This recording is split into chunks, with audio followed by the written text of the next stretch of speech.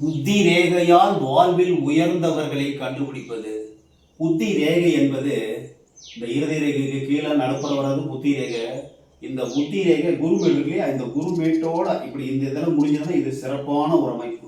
நல்ல புத்தி, திறமையான புத்தி, புத்தியை கொண்டு வாழ்வில் சிறந்து விளங்குவதற்கு வாய்ப்பு உண்டு. இந்த ரேகை ஆயில் ரேகைக்கு உள்ள ஆரம்பிச்சு போச்சுன்னா சண்டை குணம் நிறைந்தவராக இருப்பார்.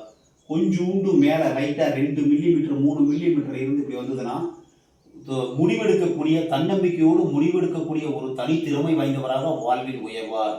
ரொம்ப மேலே இருந்ததுன்னா அடக்கமின்மை, தான்கிற ஒரு கர்வம், ஆடம்பரத்தினால் அது ஆடம்பரத்தோடையே வாழ்வார், பிரச்சனை வருவதற்கு வாய்ப்பு உண்டு. இந்த புத்தி ரேகை தான் வாழ்க்கையில் எப்படி இருக்க போகிறார் என்பதை காண்பிக்க முடியுது. ஒரு சில பேருக்கு இந்த சனி மேட்டு வரைக்கும் இப்போ இந்த ராயல் ரேகை இல்லையா, இப்படி சனி மேட்லேருந்து தான் ஆரம்பிக்கும். இப்படி சனி மேட்ல